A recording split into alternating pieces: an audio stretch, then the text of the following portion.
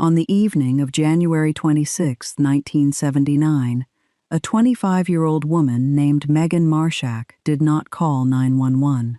She called a friend instead. The friend, a journalist named Ponchita Pierce, received a brief and frightened message telling her after that something had happened to the governor.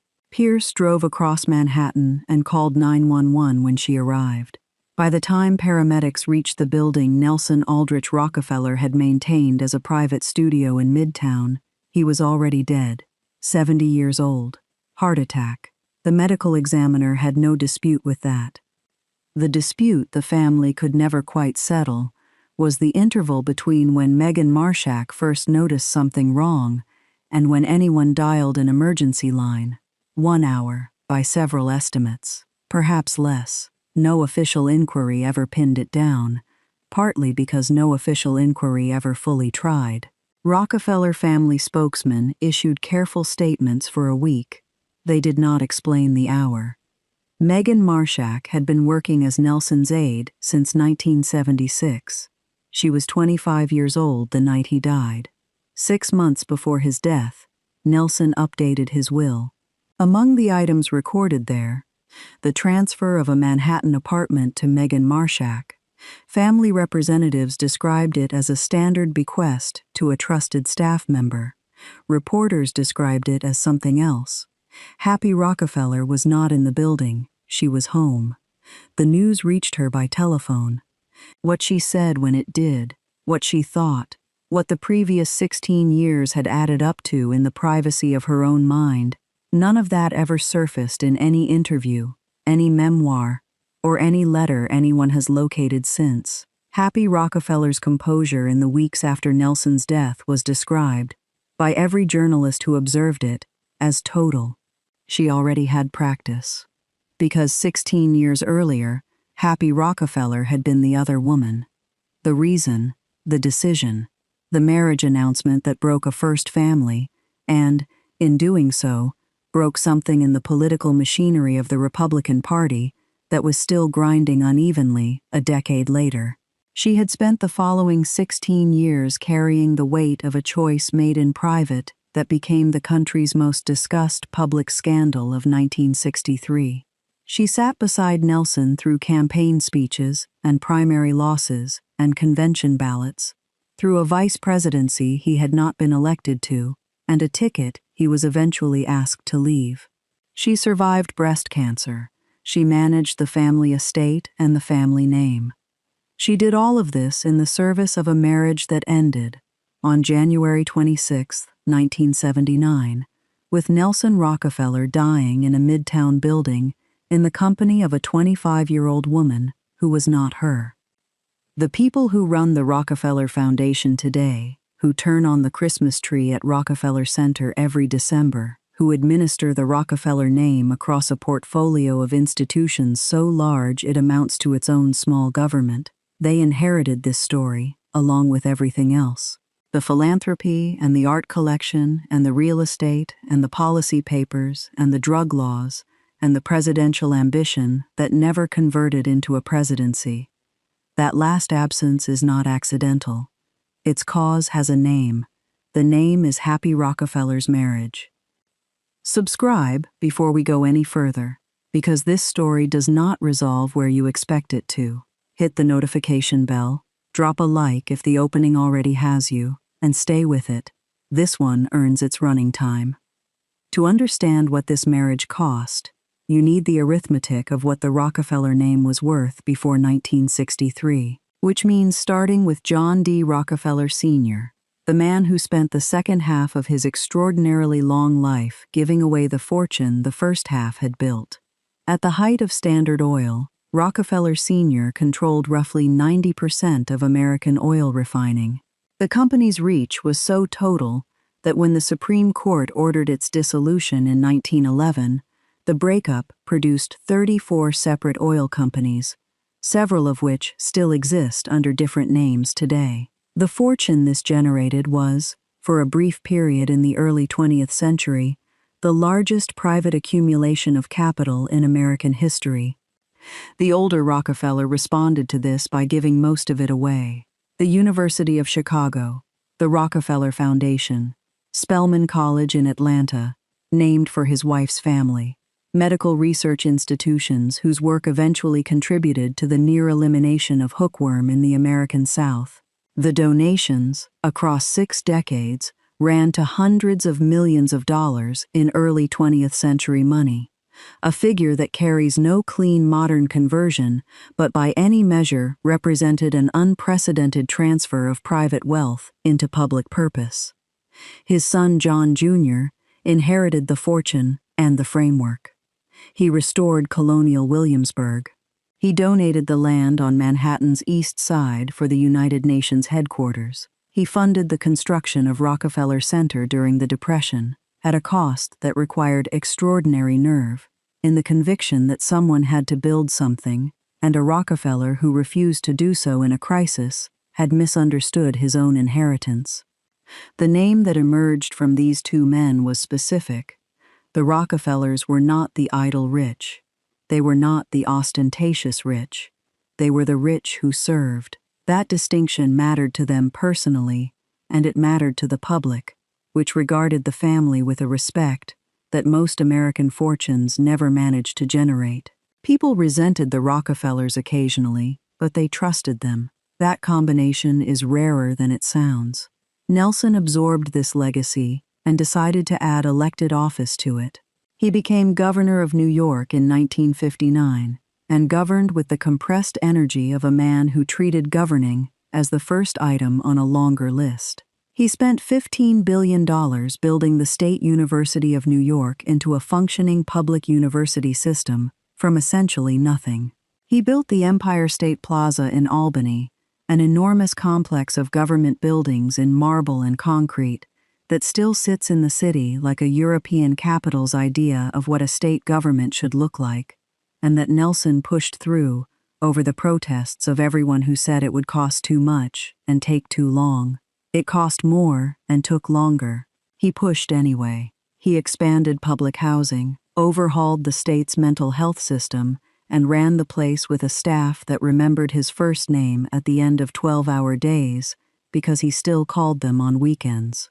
By January 1963, Gallup showed him leading every Republican challenger for the following year's presidential nomination. The White House appeared, to most observers of both parties, to be a matter of scheduling rather than doubt. Nelson Rockefeller was 54 years old and had been working toward the presidency for the better part of his adult life. He had lost the 1960 nomination without fully contesting it, withdrawing before the convention after Richard Nixon signaled he would not step aside, and spent the following 3 years positioning himself for 1964 with the patient calculation of someone who understood that the Republican establishment would eventually need a candidate it could run in a general election without wincing.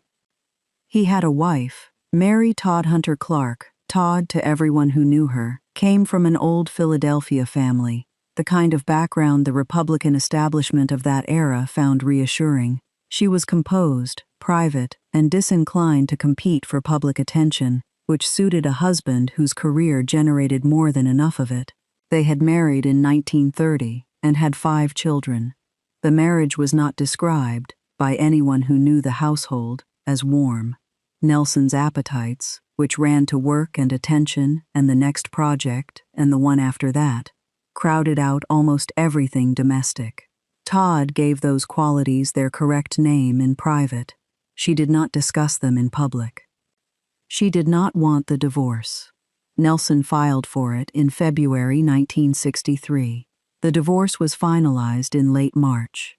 On May 4, 1963, 7 weeks later, he married Margaretta Large Fittler Murphy in a private ceremony at the family estate at Pocantico Hills, the Rockefeller compound on the Hudson north of New York City. The cameras waited at the gate. The family stayed inside. Margaretta Fittler Murphy, happy to absolutely everyone. She was 36 years old, from an old Philadelphia family herself, the Fittlers, a name that carried local weight without much national recognition. She had worked in various capacities connected to the Rockefeller family network since the late 1950s. She had been married since 1948 to Dr. James Jameson Murphy, a researcher at the Rockefeller Institute, which the family had funded, and they had 4 children together. When she entered the Pocantico Hills ceremony as Nelson Rockefeller's bride, she had been divorced from Jameson Murphy for a matter of weeks. Her 4 children remained with their father. The press spent very little time deciding what to do with that sentence. Neither did the Republican women of America. Within days, mail arrived at Rockefeller headquarters from women who had organized his previous campaigns, run his phone banks, and staffed his speaking events.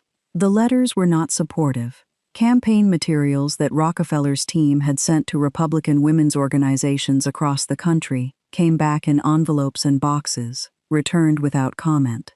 The Reverend Billy Graham, who had built a friendship with Nelson through years of correspondence, did not attend the wedding. He sent a note. It was polite.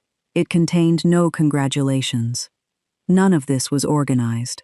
There was no coordinating committee, no letter-writing campaign launched from party headquarters.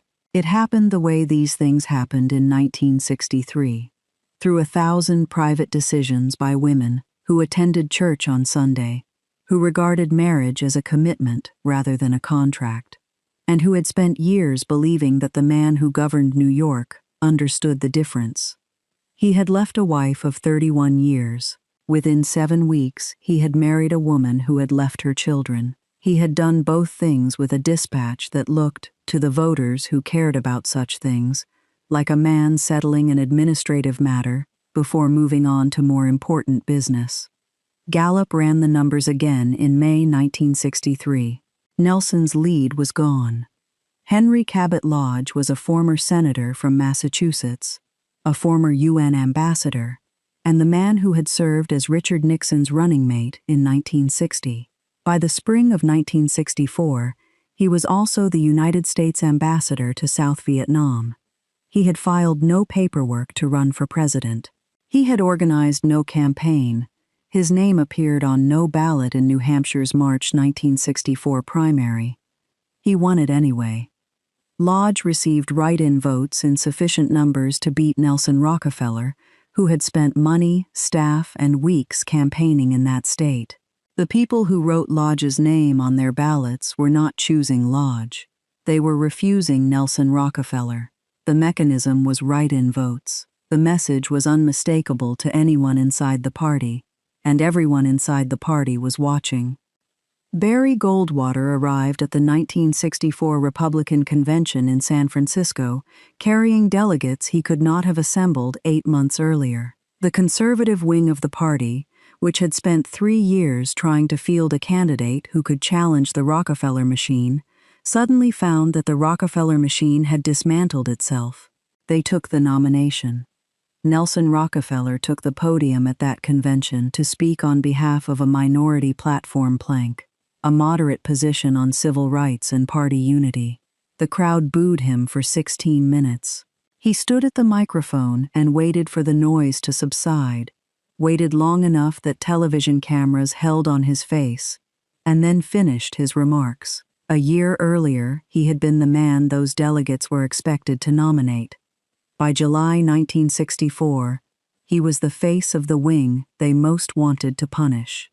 Lyndon Johnson defeated Goldwater that November by one of the largest popular vote margins in American presidential history, carrying 44 states, an electoral result so lopsided that party strategists spent the subsequent years debating whether any Republican could have survived that particular cycle against an incumbent president presiding over a strong economy and the afterglow of national grief. Whether Nelson Rockefeller could have split those numbers more narrowly is the calculation the morning papers ran in November 1964, and then ran again for years afterward.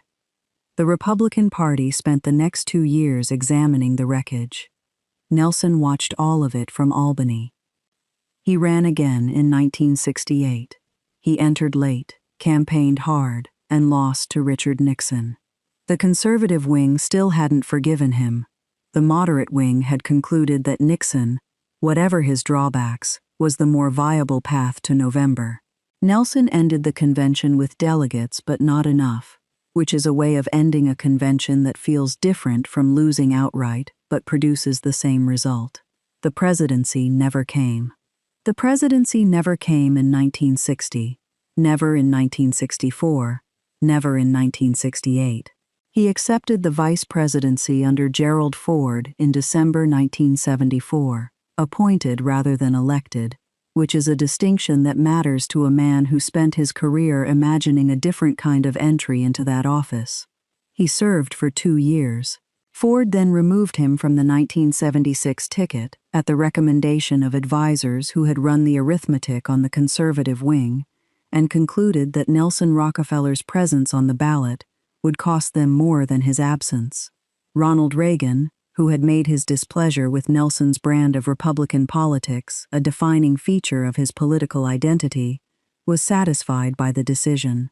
The conservative wing was satisfied. Nelson Rockefeller flew back to New York and took up his books and his art collection and his policy papers, a man with an enormous resume and no remaining path to the thing he had spent 40 years preparing for.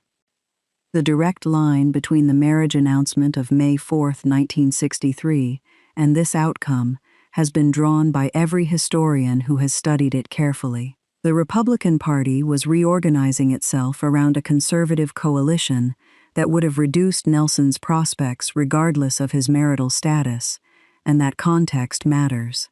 The decisive factor in 1964 was still the divorce, when the margin between a competitive race and a disqualifying one ran through New Hampshire and through the stack of returned campaign materials on a desk in Albany. He traded the presidency for the marriage.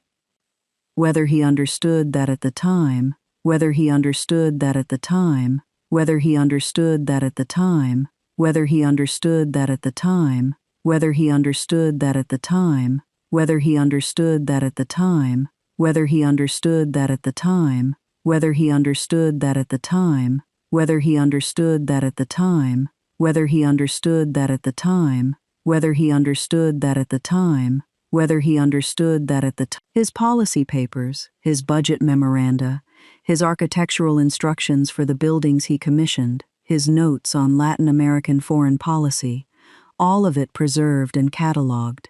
The private letters that might answer the more personal questions are largely absent from the public record, either because they were not written or because they were removed. The man who ran New York state government with the appetite of someone who needed to occupy every available minute left almost no written record of his private reckoning with what the 1963 marriage cost him. He gave interviews. He discussed the presidency in interviews the way a man discusses an opportunity that didn't work out, with the controlled neutrality of someone who has decided that revisiting the decision serves no useful purpose. What he believed he was doing on May 4, 1963, he kept to himself. We are at the halfway mark, and this is where the story changes shape. What I've told you up to this point is the part history keeps in its filing cabinet. What comes next is the part that explains why the Rockefeller name still carries this particular weight. Stay with it, like this video if it's working for you, and subscribe, because the next video in this series runs along the same current. Happy Rockefeller spent the next 16 years as the most disciplined political wife in the Republican Party. That sentence requires precision. The role she played was active, not decorative. She campaigned for Nelson through 1964, through 1968, through the vice presidential years, through every event where her presence either helped or cost him votes, depending on who was in the room. She did this with the controlled professionalism of a woman who had made a permanent choice and understood that performing that choice badly was the one available way to make it worse. The campaign stops had a particular texture in the early years. New York Republican women's clubs, which had been the operational backbone of Nelson's previous gubernatorial campaigns, had sorted themselves by 1964 into 3 groups: those who had decided the divorce was unforgivable and wouldn't appear at events where Happy was present, those who had decided that the governance record outweighed the personal history and showed up anyway, and those who maintained a studied neutrality that let them appear on the official roster without visibly endorsing the choice he'd made. Happy moved through all three groups at events and cocktail receptions and campaign dinners, and by every account, she moved through them without a visible reaction to which category she was standing in.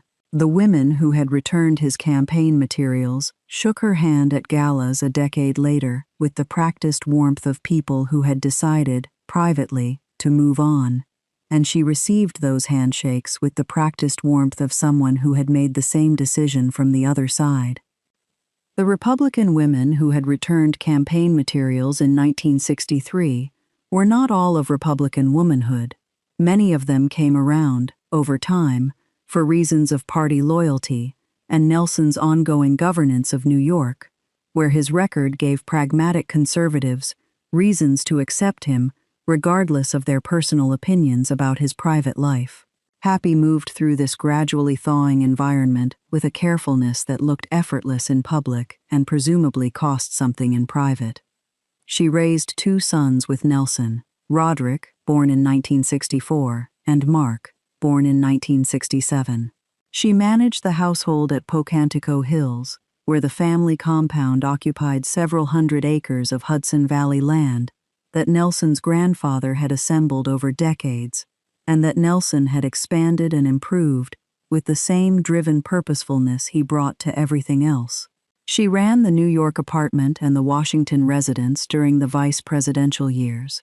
She appeared at official functions and state dinners and the thousand smaller events that constitute the operational surface of a political life at that altitude, and she appeared at all of them without incident. She also, on the record, had no particular role in deciding anything that happened. Nelson's staff made his decisions. His policy people shaped his positions. He consulted her the way powerful men of that generation consulted their wives, selectively, and on subjects they had already mostly resolved. This arrangement was not unusual for its era. It was not, as far as anyone has recorded, a source of visible friction between them. It was simply the shape of the thing. In October 1974, a routine medical examination returned a result that required surgery. Happy Rockefeller was diagnosed with breast cancer and underwent a radical mastectomy. The family kept the diagnosis private for 2 weeks.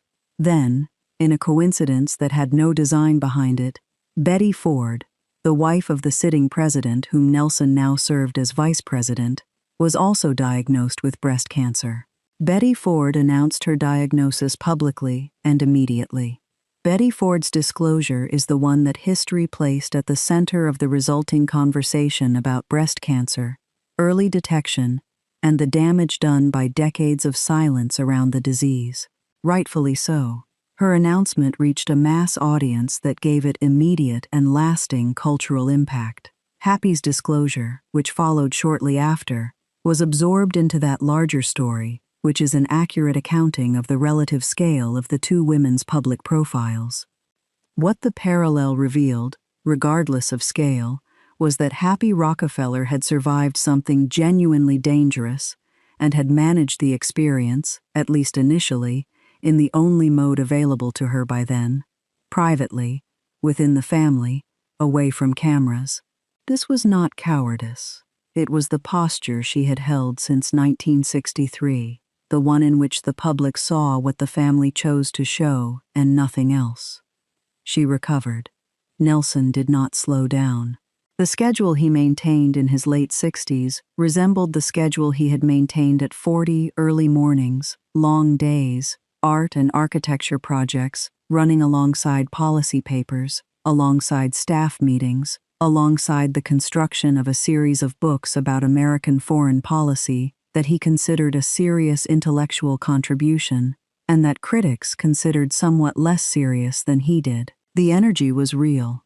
The pace was real. The management of his time, which had never included much space for the domestic rhythms Happy administered, did not change after his vice presidency ended in 1977, and he returned to New York as a private citizen. He maintained his office. He maintained his studio in Midtown. He maintained his staff, including Meghan Marshak, who had joined the team in 1976 when he was still vice president. On January 26, 1979, at some point between 9 and 11 o'clock in the evening, Nelson Rockefeller suffered a heart attack in that Midtown studio. Meghan Marshak, who was present, called her friend Conchita Pierce. Pierce called 911 and then came to the building. Paramedics arrived. Nelson Rockefeller was dead. The Rockefeller family's public statement addressed his career, his contributions to public life, and his family's grief. It did not address the interval between the onset of the heart attack and the call to emergency services. That interval, estimated at somewhere between 1 hour and 90 minutes by reporters who reconstructed the evening's timeline from available information, was never officially explained. Meghan Marshak gave no interviews. Nelson's will, which had been signed in August 1978, left her the deed to an apartment he owned on Fifth Avenue. The family described this as a standard bequest to a long-standing staff member. The reporters who covered the story described it as something the family needed to be asked about more directly than anyone was going to ask. Happy Rockefeller, observed in the days and weeks following her husband's death, presented herself with the same composure she had carried through everything else. She thanked people for their condolences. She spoke of Nelson's career with precision and evident pride. She did not, in any forum that produced a public record, discuss Meghan Marshak, the Midtown studio, the interval before the 911 call, or what any of it meant to a woman who had spent 16 years as the defining fact of a scandal that cost Nelson Rockefeller the presidency. She had, by then, considerable practice at saying nothing while meaning something. Happy Rockefeller lived for 36 more years after January 26, 1979. She died on October 19, 2015, at 88 years old. 36 years is a long time to be defined by a dead man's history, and Happy Rockefeller spent them doing what she had done throughout the marriage, maintaining, supporting, and protecting the institutional presence of the Rockefeller name with a dedication that had no visible limit. She supported the archive work that documented Nelson's governorship. She attended the events where the family name appeared over the door. She gave interviews on carefully chosen occasions, in which she spoke about Nelson's legacy with the practiced balance of a woman who had spent decades learning exactly how much to say.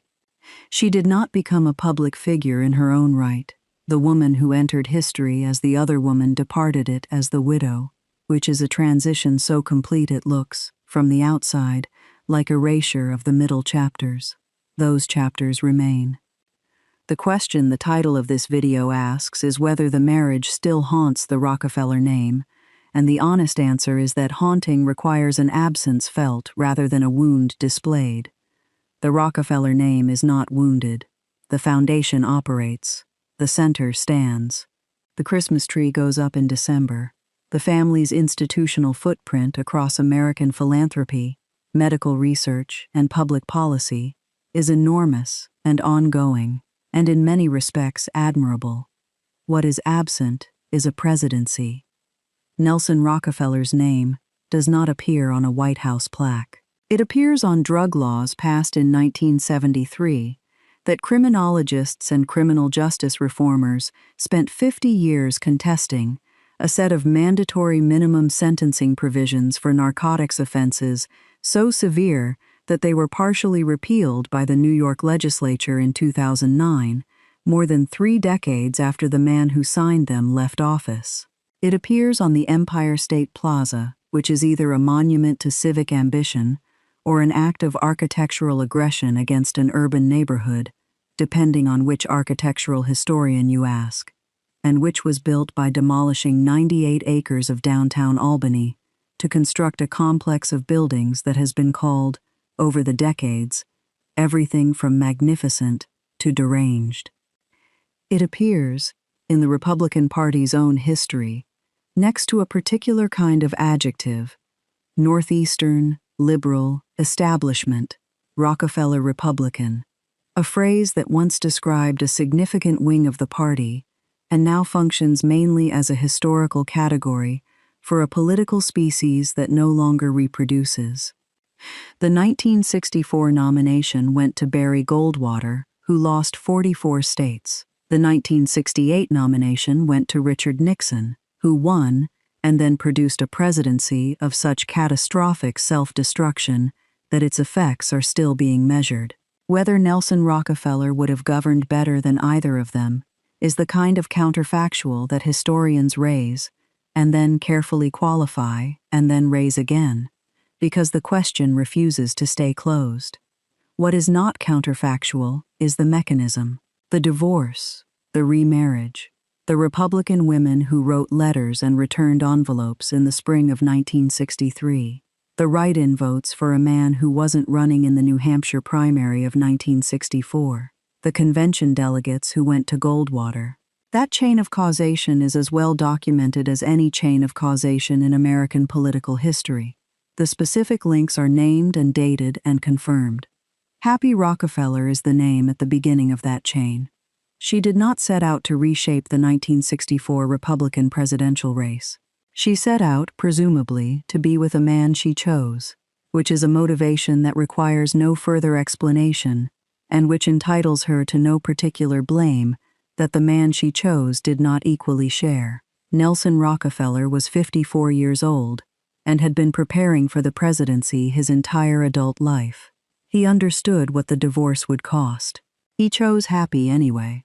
The irony that sits at the center of all of it is the one that January 26, 1979 supplied, that the man who sacrificed the presidency for a marriage died in a building where his wife was not, that the woman who caused a scandal by leaving her children to be with Nelson Rockefeller spent the night he died at home, waiting, that Megan Marshak, who received an apartment in his will and called a friend before calling emergency services, gave no interviews and disappeared from public life within a few years, while Happy outlived the scandal by 36 years and managed the family name through 3 more decades of institutional work. The symmetry is brutal and exact. A marriage that began with one woman being replaced ended with the man who had done the replacing dying in the company of a third woman. Happy occupied the same position on January 26, 1979, that Todd had occupied in March 1963, the official wife, at home, waiting for news. What she made of that symmetry belongs to her. She kept it there. The Rockefeller name survives in the way that names of that scale tend to survive, through institutional weight, through endowments that outlast their donors, through buildings and foundations and research centers that are useful enough to the people who use them that the original source of the money becomes a secondary concern. The foundation issues grant reports. The center fills up on Christmas. The Christmas tree goes up on time every year. The presidency doesn't come back. The marriage that prevented it doesn't become a different marriage in retrospect. Happy Rockefeller died in 2015 without having publicly revised her account of any of it, which is to say, without having publicly offered an account of any of it. She carried the full weight of 1963 and everything after it in a silence so complete and so practiced that it eventually became, for anyone watching from the outside, indistinguishable from dignity. Whether it was dignity, or whether dignity was simply the form that survival took in her particular world, is a question only she could have answered. She didn't. If that landed the way it should, the next video is already queued. I have one more marriage from this world: old money, political ambition, and a public image maintained at a cost that only came fully into view decades later. It's linked in the description. Subscribe if you haven't, because these stories connect in ways that keep building the longer you follow them. I'll see you in the next one.